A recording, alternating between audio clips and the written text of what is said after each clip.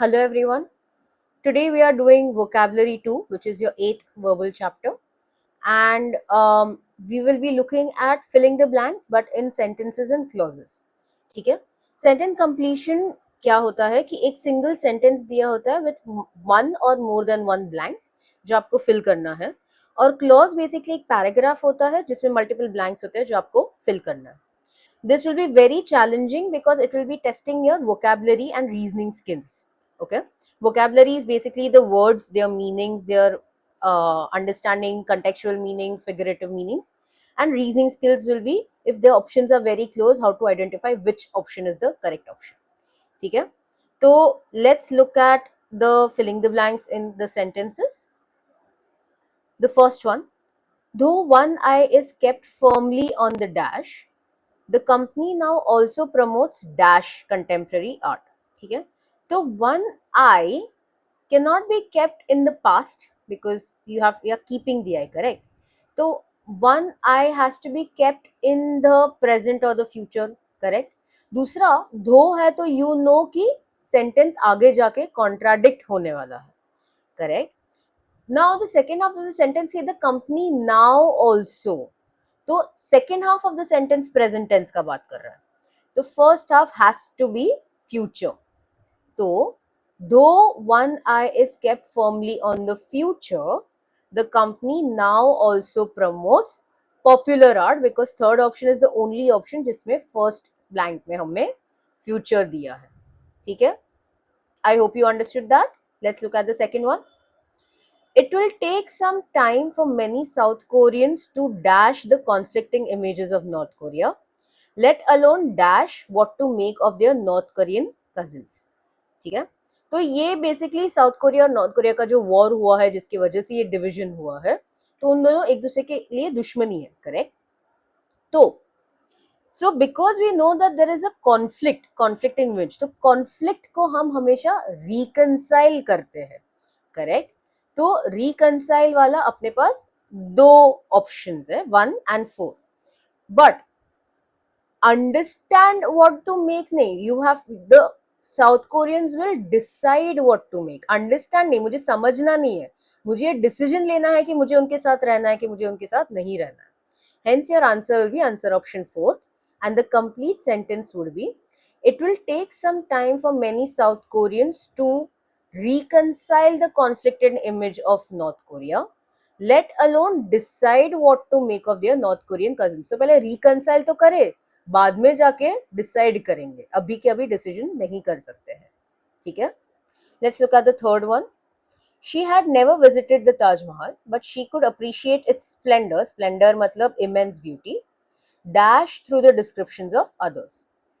Let's look at the options. First, vicariously. Vicariously matlab experiencing through the action of others. ठीक है, तो यहाँ पे जब दूसरों के डिस्क्रिप्शन से मैं किसी का इमेंस ब्यूटी अप्रिशिएट कर रही हूँ, तो इट इज वाइकेरियसली, क्योंकि मैं दूसरों की चीजें सुन के एक्सपीरियंस करके अप्रिशिएट कर रही हूँ. तो the answer is the first one. But let's see others क्यों नहीं है. Imaginatively is a very good answer, but because we have vicariously, that goes first. Imaginatively could have been the second best option. ठीक है,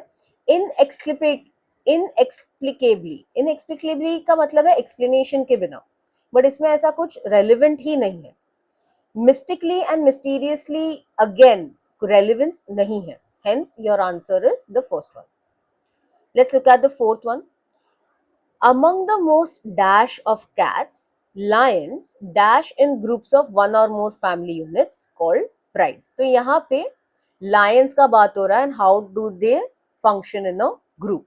ठीक है, gregarious का मतलब है like to be with other people or other species, other animals, correct?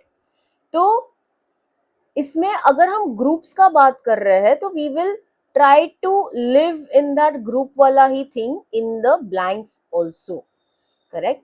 Ferocious में उसका मतलब उसका फियर्सनेस का बात आ जाता है. It is nothing regarding group and living, correct?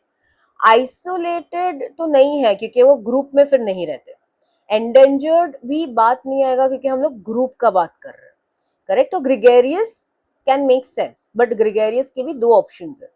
तो amongst the most gregarious of cats, मतलब जो सबके साथ रहते हैं, lions associate in groups of one or more family units called prides. Survive नहीं आएगा क्योंकि वो सर्वाइव नहीं कर रहा है, वो प्राउडली एसोसिएट कर रहा है. करेक्ट.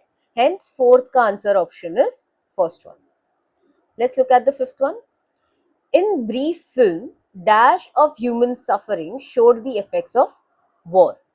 इसका आंसर आएगा विग्नेट्स. विग्नेट्स का मतलब है very small shots, very glimpse of shots. Correct.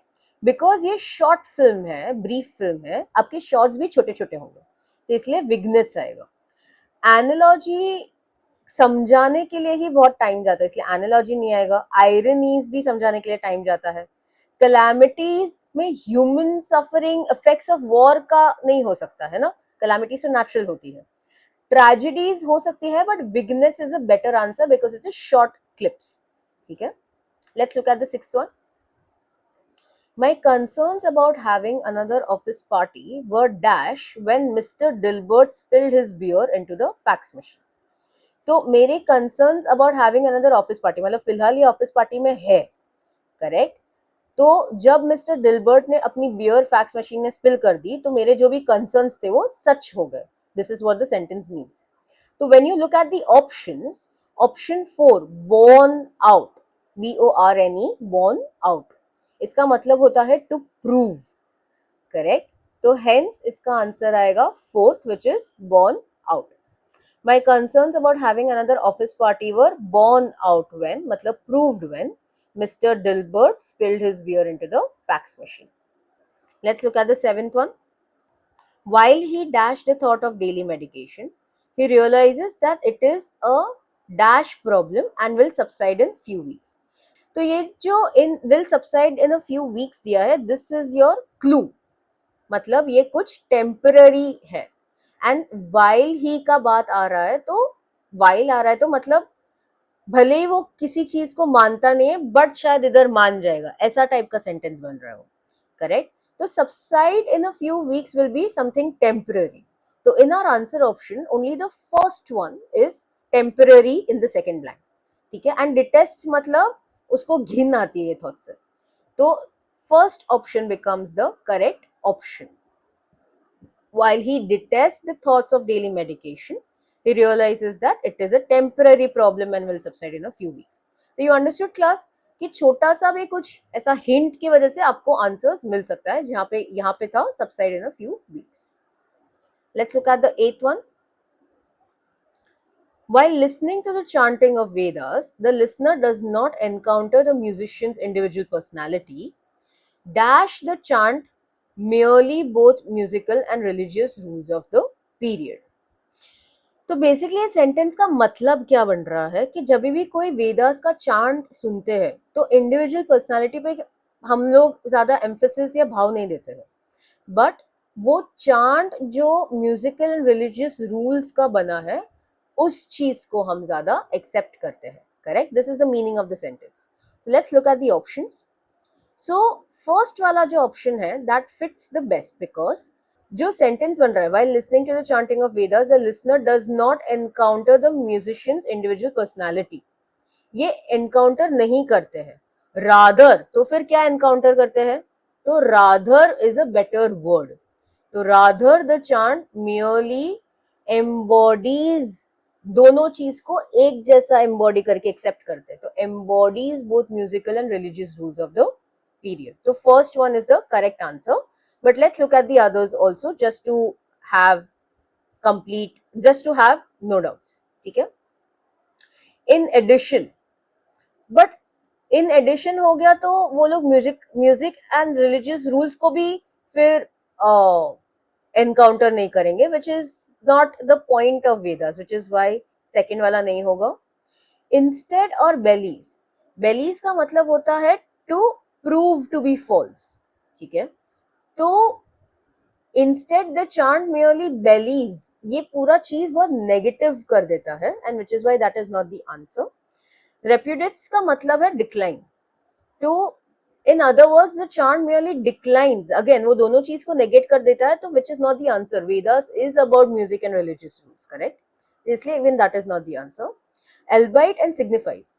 Now, albeit and signifies, albeit का मतलब होता है although, which is although is normally used when you want to have a opposing sentence, ठीक है? तो albeit and signifies is a very good option, but rather and embodies is a better option, which is why first is the answer.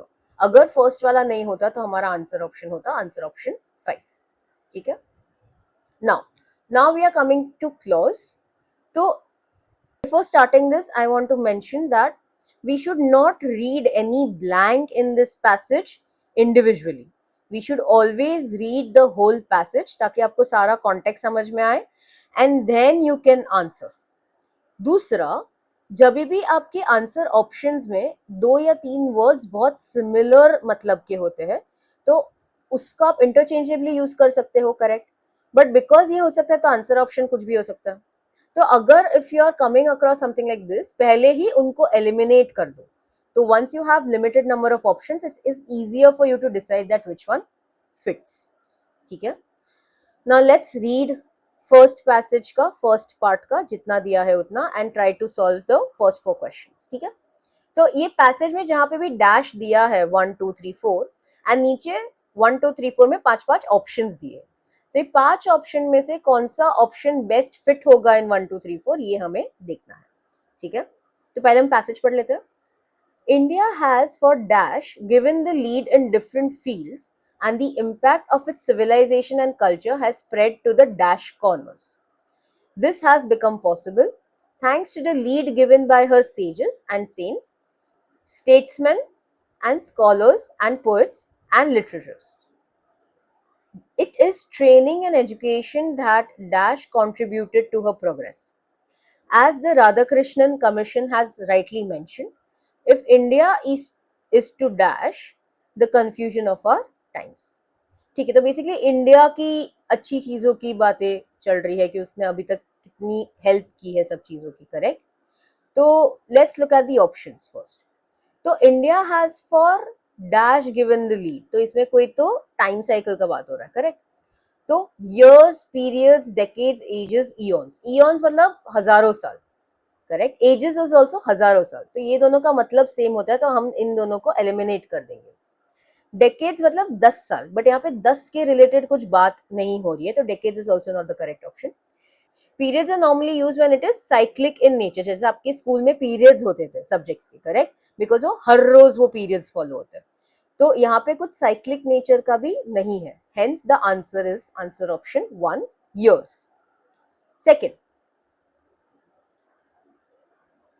India has for years given the lead in different fields, and the impact of its civilization and culture has spread to the dash corners. तो longest मतलब सिर्फ length का बात हो रहा है. Furthest is not a correct word. Widest मतलब सिर्फ width का बात हो रहा है. Narrowest corners does not make sense.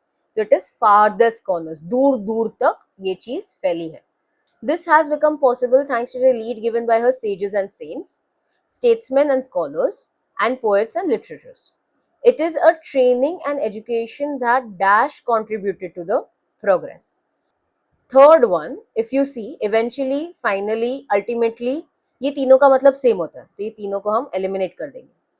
Fundamentally तभी यूज होता है जब किसी चीज का ओरिजिन के ऊपर आप बोल रहे हो कि फंडामेंटली ये है, जैसे 2 + 2 फंडामेंटली 4 है, correct? It's the origin. But यहाँ पे हम ओरिजिन की बात नहीं कर रहे हैं, हम बोल रहे हैं ट्रेनिंग एंड एजुकेशन से ये सब हुआ. तो आंसर ऑप्शन आपका बचता है 1, विच इज बेसिकली करेक्ट. तो it is training and education that basically contributed to her progress. As the Radhakrishnan Commission has rightly mentioned, if India is to dash the confusion of our times. Now, remove and extirpate. इन दोनों का मतलब same होता है, तो we'll eliminate those two. Exterminate का मतलब होता है to kill, तो India has to kill the confusion is not sounding too good, तो exterminate को भी हम cancel कर देंगे. क्रिएट कंफ्यूजन्स तो हम नहीं कर रहे हैं ना, हमें कंफ्यूजन्स को कन्फ्रंट करना होगा, हमें उसका सामना करना होगा. तो if India is to confront the confusions of our times. ठीक है, let's continue this passage in the next slide. So if she wants to confront the confusions of our times, she must dash for guidance, not to those who are lost in the mere dash of the passing hour, but to her men of letters, her men of science, to her poets and artists, and to her discoverers and inventors. These intellectual dash of civilization are to be found and trained in the universities, which are the dash of inner life of the nation. Okay? Now let's try to fill in the blanks here. So to confront the confusion of our times, she must dash for guidance. ठीक है, तो consult and go ये दोनों बहुत human qualities है, ये country के बारे में बात हो रहा है, तो कंसल्ट एंड गो नहीं आएगा. रिटर्न, तो रिटर्न कहाँ, she must return for guidance नहीं आएगा, तो रिटर्न भी नहीं आएगा. कन्फर का मतलब होता है she must grant for guidance, confer का grant does not make sense, तो she must turn for guidance, मतलब उसको किसी और के पास जाना पड़ेगा फॉर गाइडेंस. करेक्ट, तो फिफ्थ का आंसर है फर्स्ट. तो she must turn for guidance, not to those who are lost in the mere dash of the passing hour. ठीक है. Now, necessities or requisites mean the same thing. Okay. Problems and emergencies means the same thing. तो बचता है exigency. Exigency is the immediate need of the hour. ठीक है. Problems मतलब अभी India में पॉपुलेशन का प्रॉब्लम है, it is not the immediate need of the hour, but अगर कहीं पे फ्लड आ रहा है तो immediate need of the hour will be streets को खाली करना, तो that is an exigency. This is the difference. ठीक है, तो हेंस सिक्स्थ में एक्सीजेंसीज आएगा.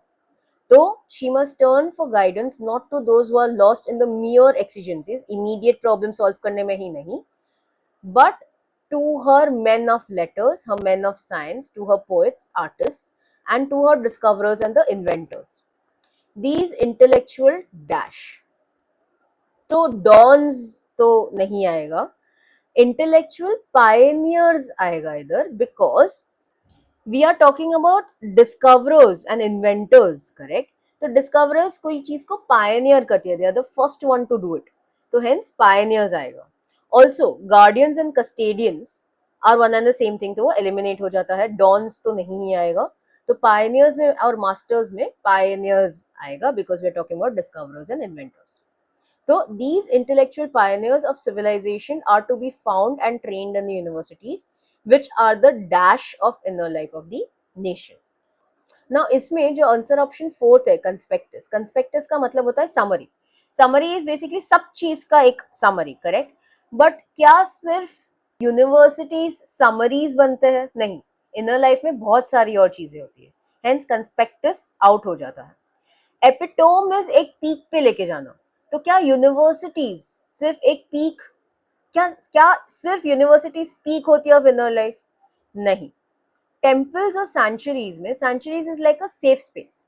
ठीक है, तो ये जो इंटेलेक्चुअल, ये जो पायनियर्स है, जो इंटेलेक्चुअल पायनियर्स है, जो सिविलाइजेशन को ट्रेन कर रहे हैं इन universities, they are keeping the inner life of the nation safe, which is why it will be sanctuaries.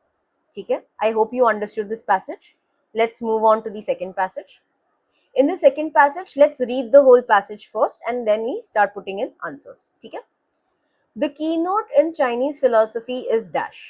A man and his society have occupied, if not monopolized, the attention of the Chinese philosophers throughout ages. Dash discussions have overshadowed any metaphysical speculation. It must quickly be added, however, that this does not imply any dash to supreme power or nature. Instead, the general conclusion represents in Chinese philosophy is that of unity of man and heaven. This spirit of dash has characterized the entire history of Chinese philosophy. ठीक है, तो basically Chinese की कुछ philosophy की बात हो रही है, जो ऐसा नहीं कह रहे हैं कि सुप्रीम पावर या नेचर से कुछ है, but it is rather unity of man and heaven. ठीक है, तो इसके ऊपर बात हो रहा है. तो let's try to fill in the blanks. First, the keynote in Chinese philosophy is dash man and his society. तो मैन एंड हिज सोसाइटी, तो सोशलिज्म नहीं आएगा, सेक्युलरिज्म नहीं आएगा, तो ह्यूमनिज्म और ह्यूमैनिटेरियनिज्म में आ सकता है, correct, but how to select which is it? तो ह्यूमनिज्म एक फीलिंग है या एक फिलोसॉफी है, but humanitarianism is an action that you do. तो इसमें हमें फिलोसॉफी लाना और एक्शन ले, which is why humanism is the correct answer. ठीक है, ऑल्ट्रुइज्म इज सेल्फलेस डिजायर्स, तो इधर but man and his society का बात हो रहा है, करेक्ट, तो ऑल्ट्रुइज्म सेल्फलेस डिजायर्स भी नहीं आएगा, तो hence humanism. Third, the man and his society have occupied, if not monopolized, the attention of Chinese philosophers throughout ages. Dash discussions have overshadowed any metaphysical speculation. Metaphysical is basically some supernatural speculation. तो because हम main और society का बात कर रहे हैं, तो out of the 5 आपका आंसर ऑप्शन होगा ethical and political, because ethical main and political society, correct. It must quickly be added, however, that this does not imply any dash to supreme power or nature, क्योंकि हम सिर्फ ethical और politics की बात कर रहे हैं या फिर man and society की बात कर रहे हैं, तो हम ऐसा कहीं नहीं कह रहे हैं कि हम supernatural या फिर supreme power या nature में नहीं मानते। तो बेसिकली हमें कुछ ऐसा चाहिए जो कोई indifference पैदा नहीं कर रहा है, hence 11th का आंसर आता है indifference. We do not want anything that gives any positive or negative mood. ठीक है, तो 11th का ऑप्शन होता है 5. Instead, the general conclusion represented in Chinese philosophy is that of unity of man and heaven. तो ये unity of man and heaven आ रहा है, करेक्ट। तो this spirit of dash, तो something that you have to show unity in your 12th option. तो synthesis और synergism ये दोनों unity दिखाते हैं, करेक्ट, बट synergies होता है जब जो energies unite होते हैं, तो इसमें energies unite नहीं हो रहे, दो entities unite हो रहे, men and heaven, तो which is why the answer will be synthesis. I hope you understood this. Let's go to the last passage. Only steadfastness of purpose and humility enable the student to shift his position to meet the new conditions in which new dash are born or old ones are modified beyond recognition. And the honest heart will keep him in touch with his fellow students and furnish that sense of dash without which he travels an arid waste alone. I say, dash an honest heart.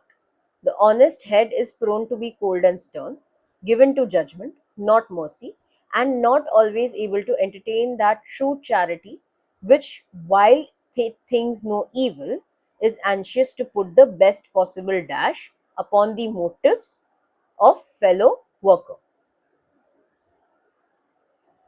It will foster too an attitude of generous friendly dash, untinged by the green peril of jealousy, that is the best preventive of growth of a bastard scientific spirit, loving seclusion and working in a lock and key laboratory as dash of light as is a thief.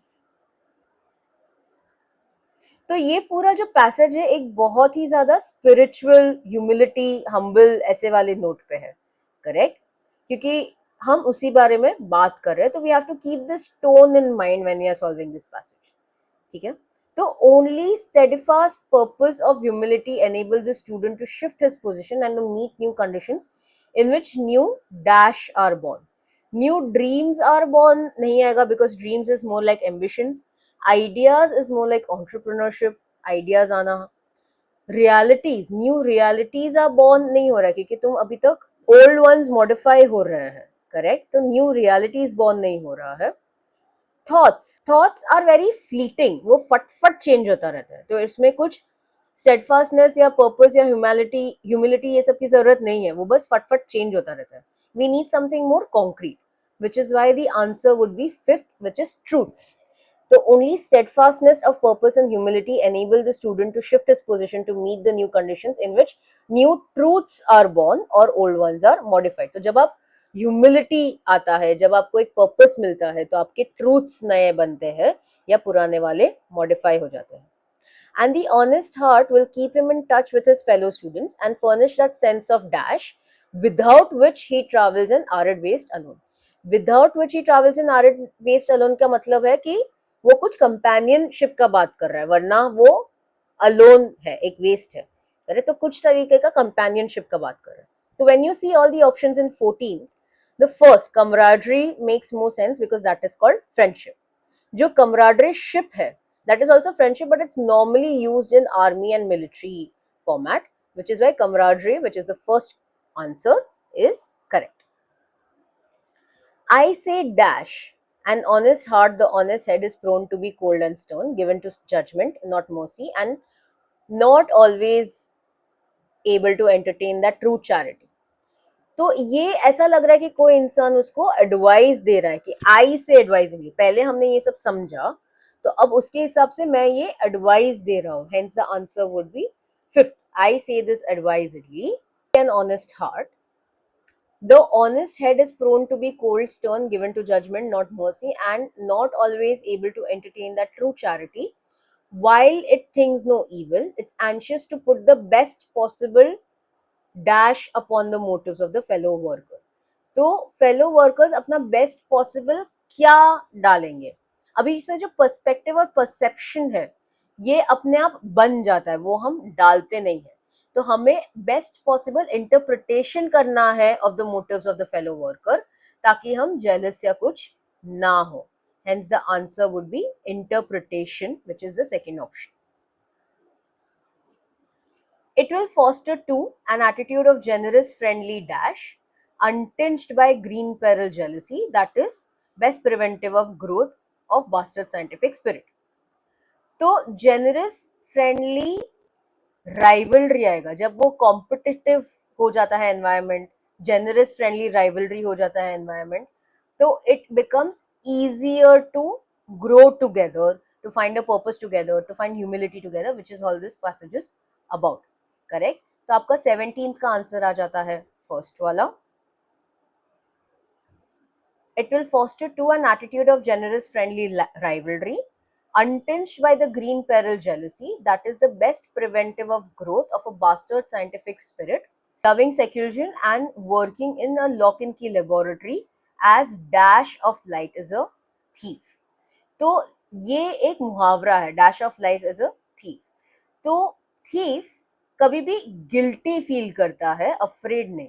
And in all the given options timorous means guilty. ठीक है, unsure और apprehensive का मतलब same होता है तो वो out हो जाता है. फ्राइटेंड एंड अफ्रेड का मतलब सेम हो जाता है तो वो आउट हो जाता है. And timorous is your answer. ठीक है. I hope you understood this class. If you have any doubts in any questions, do let us know and we'll be happy to help you out. Thank you so much.